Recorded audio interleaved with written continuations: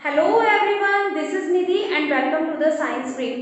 Students, हमने start कर रखी है 9th क्लास का chapter 4 that is the structure of atom.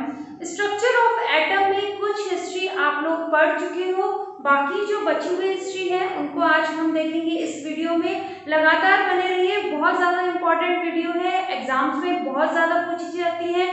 तो चलिए स्टार्ट करते हैं।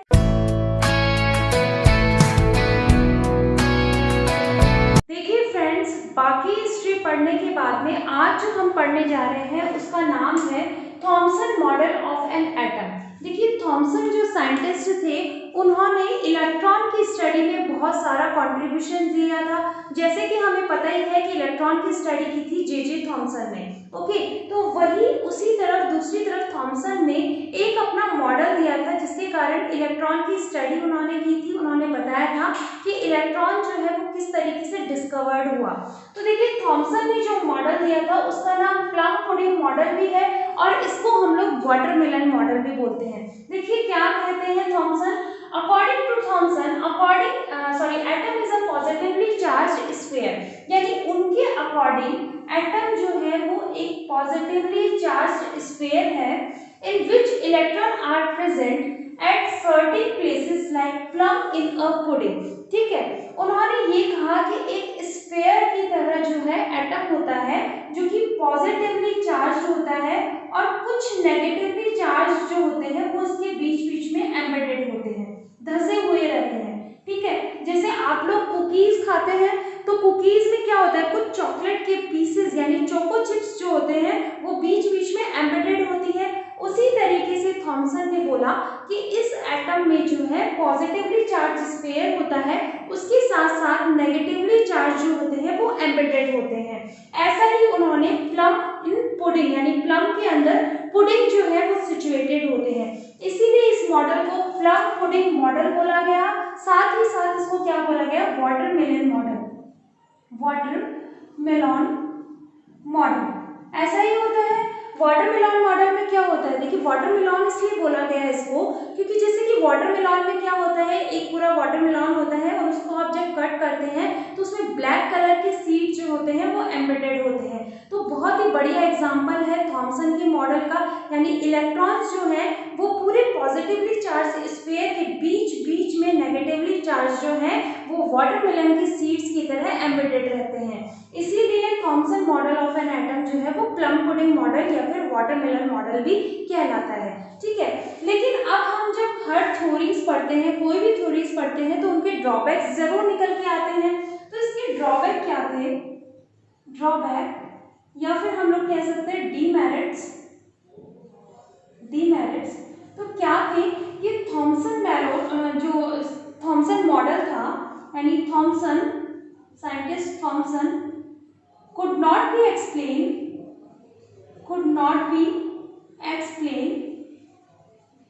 distribution of charges and stability of atom।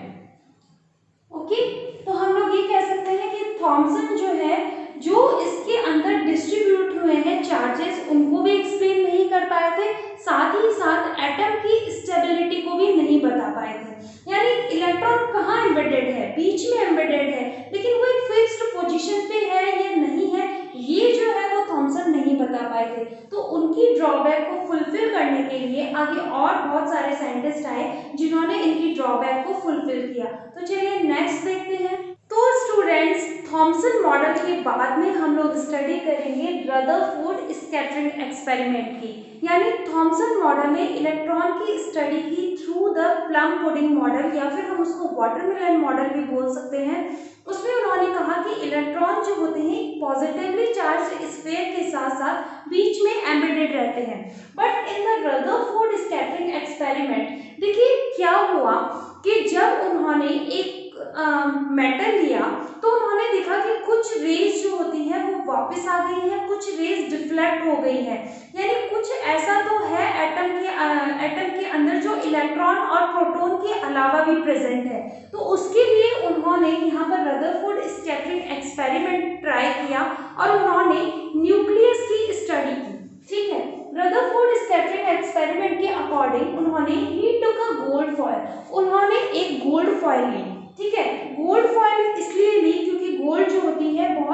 ज़्यादा मेलेबल होती है।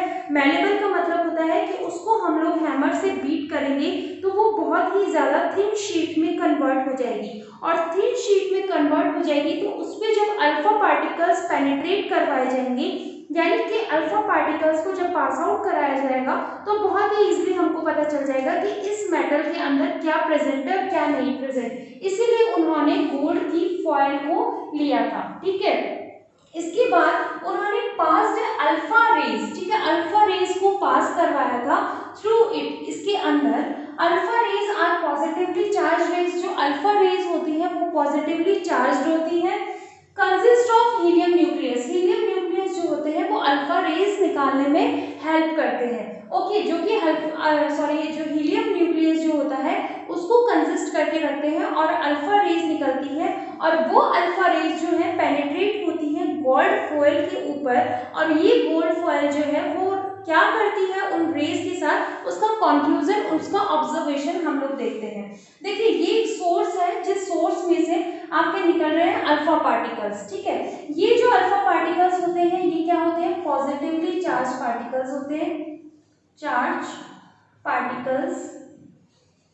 ओके, अब इनमें से क्या होती है, ये रेज जो है ये आपकी गोल्ड फॉइल है, इस गोल्ड फॉइल पे ये रेज जो होते हैं पेनिट्रेट करवाते हैं। यहाँ पर हम लोग एक जिंक सल्फाइड की स्क्रीन लगा देते हैं ताकि ये जो फ्लोरोसेंट स्क्रीन है ये क्या करती है, शाइन करती है। जैसे ही हम अल्फा पार्टिकल्स पास आउट कराते हैं और जैसे ये पास हो जाती हैं इस मेटल के अंदर से, तो यहाँ पर इस स्क्रीन पर ये क्या करती है, ग्लो करती है, और ग्लो करने पर ये क्या करती है, ग्रीन कलर का जो लाइट है ऐसा आपको दिखाई देता है, जिससे आपको पता चल जाता है कि इस मेटल में इधर एम्प्टी जो है जगह है और इस जगह पर कोई एटम या फिर कुछ चार्जेस यहाँ पर प्रेजेंट होते हैं, ठीक है।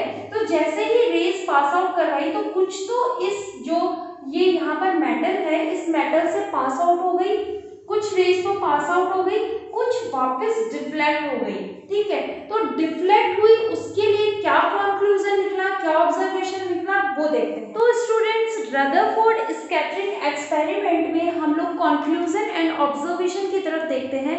देखिए हमने जो एक्सपेरिमेंट पहले देखा था तो उसमें क्या था कि यहाँ पर जो है वो सोर्स रखा हुआ था, कोई सोर्स था यहाँ पर जिससे अल्फा पार्टिकल्स जो होते हैं, अल्फा रेज जो है वो पास आउट होती है।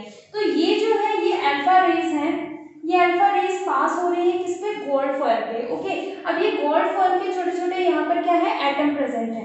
तो अल्फा पार्टिकल्स जो होते हैं वो एक या तो स्ट्रेट निकल जाते हैं, गोल्ड फॉइल से स्ट्रेट निकल जाते हैं, या फिर क्या करते हैं स्मॉल डिफ्लेक्शन बनाते हुए डिफ्लेक्ट हो जाते हैं, या फिर कुछ जो होते हैं वो क्या होते हैं, राउंडेड डिफ्लेक्टेड हो जाते हैं, ठीक है। यानी हम लोग ऑब्जर्वेशन की बात करें तो यहाँ पर some rays passed through gold foil in straight way, straight way. Okay, secondly some rays are deflected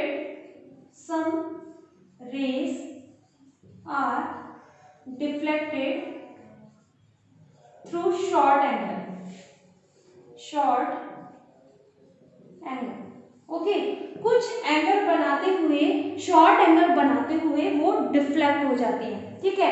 I think आपको मेरे चेहरे पे थोड़ा सा पसीना दिखाई दे रहा होगा, क्योंकि ऐसा इसलिए है क्योंकि मैं फैन नहीं चला सकती हूँ, एसी कूलर चला नहीं सकती हूँ, इस रूम में एसी है नहीं, इसकी वजह से क्या हो रहा है, मेरे पूरे आपको स्वेट दिखाई दे रहा होगा, ठीक है। उसके लिए सो सॉरी, बट अब आपको पढ़ाना है तो मेहनत तो करनी पड़ेगी, है ना। तो इसके लिए तो लाइक बटन तो बनता है यार। अब क्या होगा, थर्ड में क्या होता है, थर्ड में कुछ जो रेज होती हैं जिनको हम अल्फा रेज के थ्रू, सोर्सेस के थ्रू पास आउट करवाते हैं, तो कुछ रीबाउंडेड रिफ्लेक्टेड हो जाती है। इट मींस जैसे जाती हैं वैसे ही वापस आ जाती हैं। ओके, तो सम raise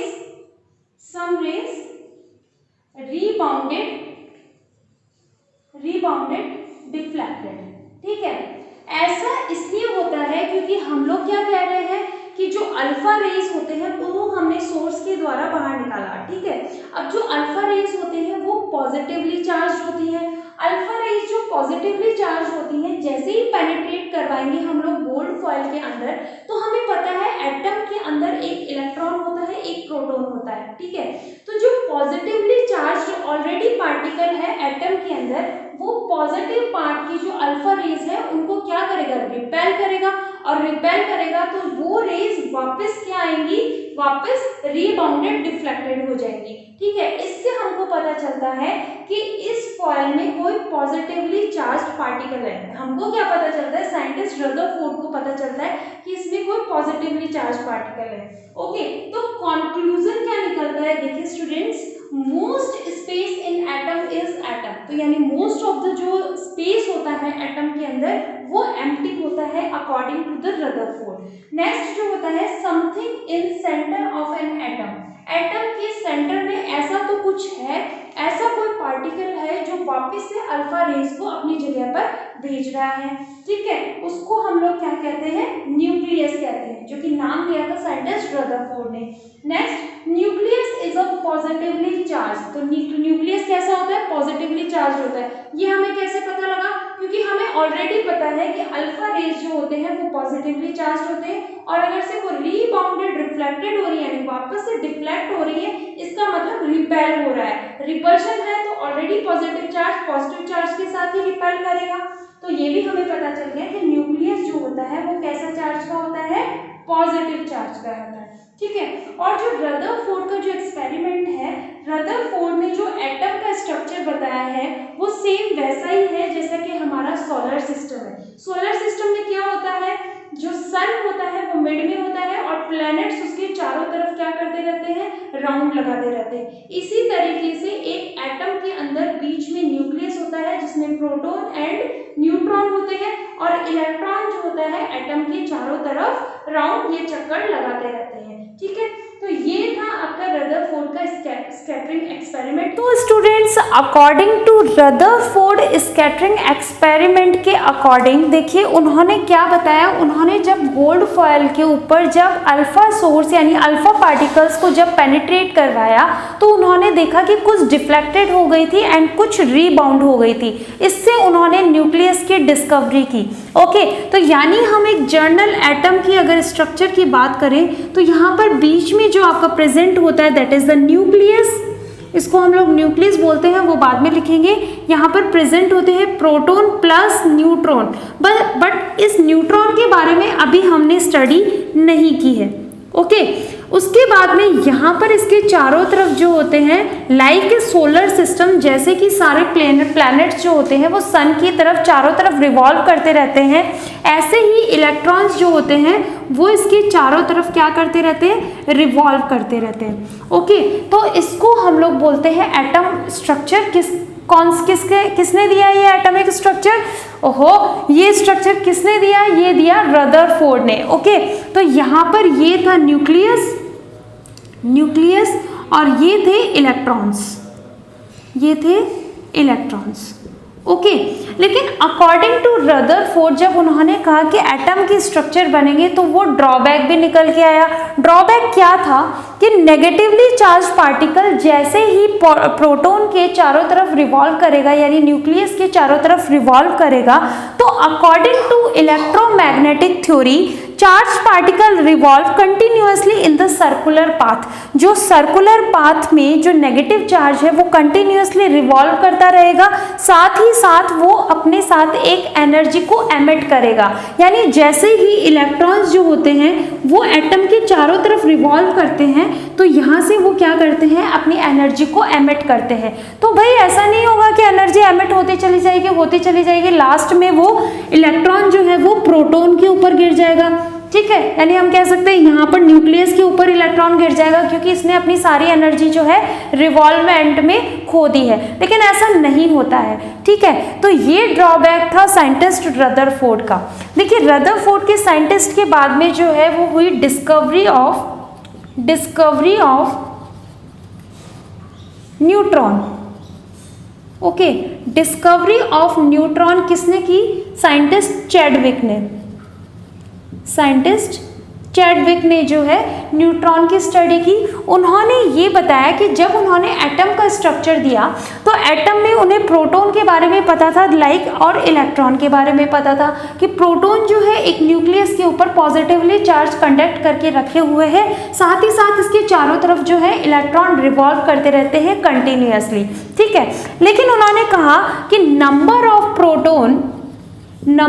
proton is equals to atomic number. Atomic number इसको हम लोग कैपिटल Z से डिनोट करते हैं, ओके। तो नंबर ऑफ प्रोटॉन जो होते हैं वो इक्वल होते हैं एटॉमिक नंबर के, लेकिन एटॉमिक मास जो होता है वो नंबर ऑफ प्रोटॉन के इक्वल तो होता ही है, साथ साथ ऐसा कोई पार्टिकल भी है जो कि एटॉमिक मास में कंट्रीब्यूट करता है बट उसका चार्ज जो होता है वो 0 होता है, ठीक है।